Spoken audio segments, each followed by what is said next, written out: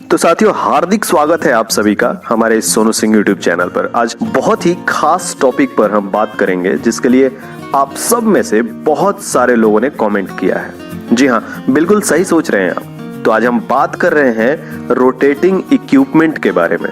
आज से पहले हमने जितनी भी टॉपिक कवर किए हैं उसमें लगभग हमने स्टैटिक इक्विपमेंट से रिलेटेड टॉपिक कवर किया है, लेकिन आप सबके कमेंट को देखते हुए आज हम रिफाइनरी में यूज होने वाले रोटेटिंग इक्विपमेंट के बारे में बात करेंगे।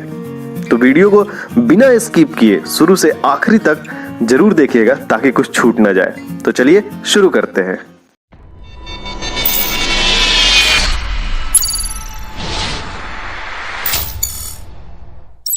तो हम बात कर रहे हैं रोटेटिंग इक्विपमेंट के बारे में। तो रोटेटिंग इक्विपमेंट का अर्थ घूमने वाले उपकरण से है, यानी वो सारे इक्विपमेंट यानी वो सारे उपकरण जिसमें मोशन है यानी कि गति है, यानी जो घूमने की क्षमता रखते हैं, तो उन्हें हम रोटेटिंग इक्विपमेंट कहेंगे। थोड़ा सा जानेंगे रोटेटिंग इक्विपमेंट होता क्या है। रोटेटिng equipment is a mechanical component which is used in the oil and gas field and process industries that use kinetic energy to move fluids, gases and other process materials. This includes pump, turbine, compressors, gearboxes, etc. यानी rotating equipment एक mechanical component है, यानी कि एक यांत्रिक घटक है जिसका उपयोग ऑयल एंड गैस और प्रोसेस इंडस्ट्री में किसी भी तरल पदार्थ जैसे गैस या फिर अन्य प्रक्रिया सामग्री को स्थानांतरित यानी एक जगह से दूसरे जगह ले जाने के लिए काइनेटिक एनर्जी यानी गतिज ऊर्जा का उपयोग करते हैं, जैसे पंप हो गया, टरबाइन, कंप्रेसर, गियर बॉक्स इत्यादि। तो सबसे पहले हमने देखा कि रोटेटिंग इक्विपमेंट होता क्या है, ये हमें क्लियर हो गया। अगर थोड़ा भी आपको कुछ डाउट रह जाता है, मैं बार बार आपसे यही कहूंगा, आपको थोड़ा सा भी कुछ भी समझने में दिक्कत हो, थोड़ा सा भी अगर डाउट रह जाए तो उसको आप कमेंट के जरिए क्लियर जरूर कर लीजिएगा। मेरी हमेशा से यही कोशिश रही है कि हर कमेंट को जितना संभव हो सकता है उतना सरल शब्दों में मैं हमेशा से जवाब देने की कोशिश करता हूं। तो चलिए, अब जब हम लिस्ट ऑफ इक्विपमेंट की बात कर रहे हैं तो इस लिस्ट में सबसे पहला हमारा जो इक्विपमेंट है वो है पंप। तो चलिए सबसे पहले देखते हैं कि पंप क्या होता है। Pump is a device that moves fluids like liquid or gases by mechanical action. Pump is defined as a mechanical device that rotates or reciprocates to move fluids from one place to another place. यानी pump एक mechanical device यानी कि एक यांत्रिक उपकरण है जिसके द्वारा किसी भी फ्लूइड को एक स्थान से दूसरे स्थान पर स्थानांतरित करने के लिए घूमता है या फिर रेसिप्रोकेट करता है। तो हम सबसे पहले देखेंगे कि आखिर क्यों पंप, क्यों, यानी what is the purpose of a pump. Pump का उद्देश्य क्या है, हम क्यों इसका उपयोग करते हैं। The first point is pump is designed to transfer fluid from one point to another point. यानी सबसे पहले हमने देखा कि पंप जो है वो इस तरीके से डिजाइन किया जाता है कि वो किसी भी फ्लूइड को एक पॉइंट से दूसरे पॉइंट तक ट्रांसफर कर सके। And the second one is pump transfer fluid from low pressure area to high pressure area. दूसरी चीज हम देख रहे हैं कि पंप जो है वो किसी भी फ्लूइड को कम दबाव वाले क्षेत्र से अधिक दबाव वाले क्षेत्र तक पहुंचाता है, यानी लो प्रेशर से हाई प्रेशर की ओर फ्लूइड को ट्रांसफर करता है, पहुंचाता है। तीसरी चीज हम देख रहे हैं लो एलिवेशंस टू हायर एलिवेशंस, यानी कि कम ऊंचाई से अधिक ऊंचाई तक भी किसी भी फ्लूइड को पंप के द्वारा पहुंचाया जाता है। And the next is from local locations to distant locations, यानी किसी भी पंप के द्वारा एक फ्लूइड को किसी भी एक स्थानीय जगह से किसी दूर के स्थान तक भी पहुंचाया जाता है। तो ये सारे काम जो है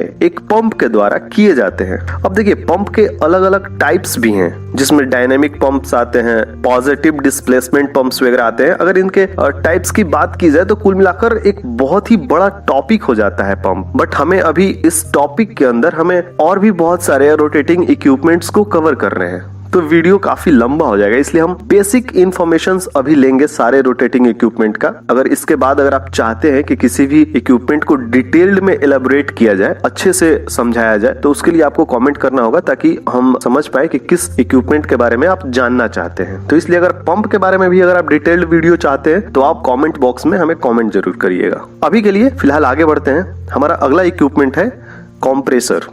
सो कंप्रेसर देखते हैं क्या होता है। A compressor is a mechanical device which increases the pressure energy of a gas by reducing its volume, और we can say it is used for the storage of gases. Now the basic working principle of an air compressor is to compress atmospheric air which is then used as per requirement. यानी compressor जो है एक प्रकार का यांत्रिक उपकरण है, mechanical equipment है, जो किसी भी गैस के दबाव ऊर्जा यानी प्रेशर एनर्जी को बढ़ाकर उसके पूर्व प्रवाह यानी वॉल्यूम को कम करता है, जिसे हम एक जगह स्टोर करके रख लेते हैं और जरूरत पड़ने पर पाइप या फिर होस के द्वारा उसे सप्लाई किया जाता है। अगर आपको साधारण एग्जांपल देखना है कंप्रेसर का, तो आप जहाँ पे मोटरसाइकिल वगैरह की दुकान होती है, जहाँ पे हवा वगैरह भरते हैं मोटरसाइकिल में, तो उनके पास देखिएगा एक सिलेंडर टाइप का एक छोटा सा इक्विपमेंट होता है जिसमें वो हवा को स्टोर करके रखते हैं। वो एक प्रकार का कंप्रेसर का ही एग्जांपल है। तो इस तरीके से कंप्रेसर का भी बहुत ही काफी यूज होता है हमारे ऑयल एंड गैस इंडस्ट्री में, खास करके रिफाइनरी वगैरह में। तो चलिए बढ़ते हैं हम अगले अपने इक्विपमेंट के बारे में। तो अगला हमारा इक्विपमेंट है turbine.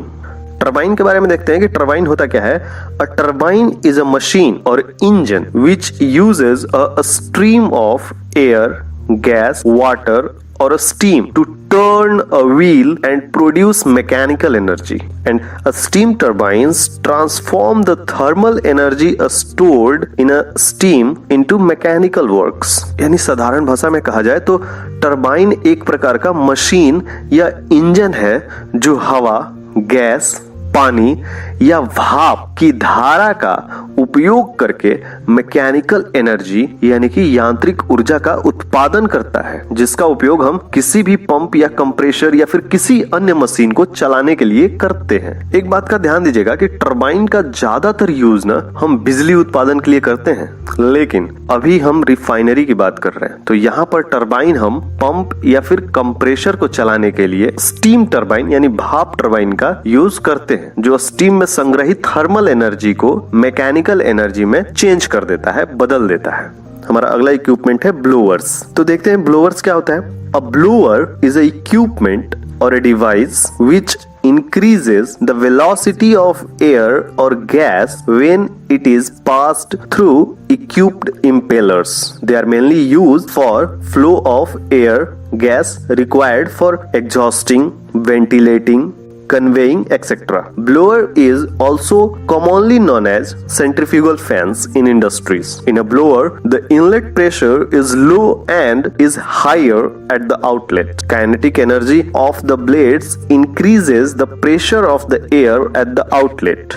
These are mainly used for moderate pressure requirement where the pressure is more than the fan and the less than the compressor. समझने की कोशिश कीजिएगा। देखिए खास नहीं है, बड़ा आसान सा ये सब सारे इक्विपमेंट बहुत ही आसानी से आपको समझ में आएंगे। इनके बेसिक वर्क क्या है। अगर थोड़ा भी दिक्कत हो तो मैं बार बार कहूंगा कि कमेंट करना मत भूलिएगा, कमेंट करके जरूर पूछ लीजिएगा जहां भी दिक्कत आए समझने में। तो हम बात कर रहे हैं ब्लोअर की। यानी ब्लोअर एक ऐसा उपकरण है, एक ऐसा डिवाइस जिसको कह रहे हैं हम, जो किसी भी वायु या गैस के वेलोसिटी को बढ़ा देता है जब वे किसी भी इंपेलर से होकर गुजरते हैं। यानी कहने का मतलब कि ब्लोअर में क्या होता है, इंपेलर होता है, और जब कोई भी गैस या एयर उस इंपेलर से होकर के गुजरती है तो ब्लोअर क्या करता है, उसके वेलोसिटी को इंक्रीज कर देता है, उसके वेग को बढ़ा देता है। ये मुख्यतः एग्जॉस्टिंग, कूलिंग और वेंटिलेटिंग वगैरह के लिए उपयोग में लाया जाता है। ब्लोअर के इनलेट में प्रेशर यानी दबाव कम होता है, जबकि आउटलेट में वही दबाव बढ़ जाता है। यहाँ ब्लेड की जो काइनेटिक एनर्जी है, ब्लेड से हमारा तात्पर्य इंपेलर से है, यानी जो इंपेलर की काइनेटिक एनर्जी है यानी जो गतिज ऊर्जा है, वो आउटलेट पर हवा के दबाव को बढ़ाती है। ब्लोअर का उपयोग मुख्य रूप से मध्यम दबाव आवश्यकताओं के लिए उद्योगों में किया जाता है, जहां दबाव एक अगर फैन की बात की जाए तो फैन से अधिक होता है लेकिन कंप्रेसर से अक्सर कम होता है। अगर इसके प्रेशर रेशियो की बात की जाए तो 1.1 से 1.2 तक होता है। तो चलिए अब हम अपना नेक्स्ट इक्विपमेंट देख लेते हैं। अगला हमारा जो रोटेटिंग इक्विपमेंट है वो है gear box. So gear box, the name itself defines a box containing gears. एक ऐसा बॉक्स जिसमें गियर्स होते हैं उसे गियर बॉक्स कहेंगे। अच्छा, सबसे बढ़िया एग्जांपल ना हम गियर बॉक्स का एक घड़ी को ले सकते हैं। जैसे हम घड़ी में देखते हैं कि एक आपकी घंटे वाली सुई होती है, एक मिनट वाली होती है और एक सेकंड वाली होती है। और ये क्या होता है, तीनों एक दूसरे से कनेक्टेड है। अब इसी में देखिए, सेकंड वाली सुई का जो स्पीड है वो काफी तेज है, उससे स्लो है मिनट वाली का, और सबसे स्लो घंटे वाली सुई का है। तो ये सब संभव है एक गियर मैकेनिज्म के थ्रू ही। यानी एक सबसे बढ़िया एग्जाम्पल अगर लिया जाए तो गियर बॉक्स का एग्जाम्पल घड़ी से और अच्छा कोई उदाहरण नहीं हो सकता है। सो gear box contained gear trains or a mechanical unit or a component consisting of a series of integrated gears within a housing. The gear inside of a gearbox can be any one of the number of type from bevel gears and a spiral bevel gears to worm gears and others such as planetary gears. The gears are mounted on shafts which are supported by and rotate via rolling element bearings. The gearbox is a mechanical method of transferring energy from one device to another and is used to increase torque while reducing speed. यानी अगर साधारण भाषा में समझे तो gear box को इस प्रकार से परिभाषित कर सकते हैं हम कि यह एक प्रकार का बॉक्स के अंदर ही एकीकृत किया गया गियर की एक श्रृंखला से मिलाकर बना होता है, जिसे यांत्रिक इकाई कह सकते हैं। गियर बॉक्स के अंदर बेबल गियर और स्पाइरल बेबल गियर से लेकर के वर्म गियर या फिर किसी अन्य प्रकार का गियर भी हो सकता है। गियर को एक शाफ्ट पर माउंट किया जाता है, लगाया जाता है, जिसे बियरिंग के माध्यम से घुमाया जाता है। कुल मिलाकर गियर बॉक्स एक उपकरण से दूसरे उपकरण में ऊर्जा स्थानांतरित करने की एक यांत्रिक विधि है, जिसमें गति को कम करते हुए टॉर्क बढ़ाने के लिए उपयोग किया जाता है। अगर ठेठ भाषा में समझे तो गियर बॉक्स के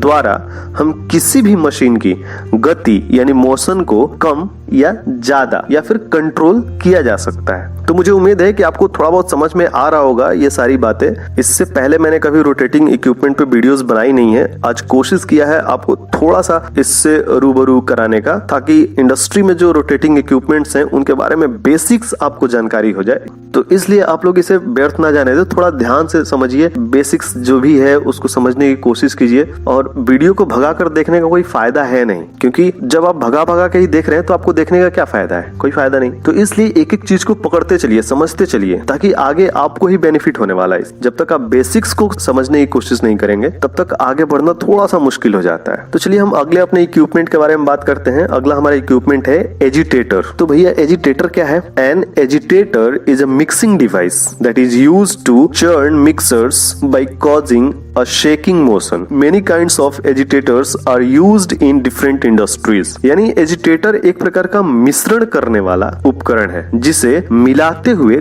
गति पैदा करके मिश्रण को मथने के लिए उपयोग किया जाता है। अलग अलग इंडस्ट्री में अलग अलग एजिटेटर का उपयोग किया जाता है। अगर देखिए आपको ठेठ भाषा में समझाए एजिटेटर क्या होता है, तो एक तरीके से इसे हम मथनी कह सकते हैं। जैसे आपने देखा होगा कि जब लस्सी बनाते हैं तो लस्सी को बड़ा ही मथा जाता है बार बार, तो जो मथने वाली मशीन होती है ना, वही एजिटेटर है। बात को समझने की कोशिश कीजिएगा, एजिटेटर क्या होता है। अगर बात कर रहे हैं रिफाइनरी की, ऑयल एंड गैस फील्ड की बात कर रहे हैं, तो जो भी क्रूड है या फिर मड टाइप का जो भी हमारे पास हाइड्रोकार्बन है, उनको एजिटेट करने के लिए यानी मथने के लिए इस इक्विपमेंट का यूज किया जाता है। तो वही हम बात कर रहे हैं कि in the petroleum industry mud mixing and drilling fluids are extremely vital tasks that are required in carrying out operations necessary for the extraction of oil and gas। यानी अगर पेट्रोलियम इंडस्ट्री की बात हम कर रहे हैं तो एजिटेटर बड़ा ही काम का चीज है, जिसका काम ड्रिलिंग ऑपरेशन के लिए मिट्टी को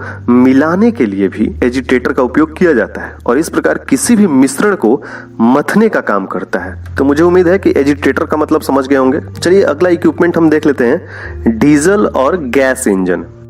ये भी एक प्रकार का हमारा रोटेटिंग इक्विपमेंट है, जिसका काफी हद तक यूज किया जाता है ऑयल एंड गैस इंडस्ट्री में। So both gasoline and diesel powered engines work under the same principles. Both convert chemical energy from fuel into mechanical energy to produce movement. This conversion occurs through a process called internal combustion, where a mixture of fuel and air is compressed inside the engine cylinder to create a small explosions called combustion that produce power. In both engine types, the action can be broken down into 4 steps: intake, compression, ignition and exhaust. यानी कुल मिलाकर कहा जाए तो diesel और gas से चलने वाले इंजन दोनों ही एक ही सिद्धांत पर काम करते हैं, यानी दोनों रासायनिक ऊर्जा को गति पैदा करने के लिए ईंधन से यांत्रिक ऊर्जा में परिवर्तित करते हैं, मैकेनिकल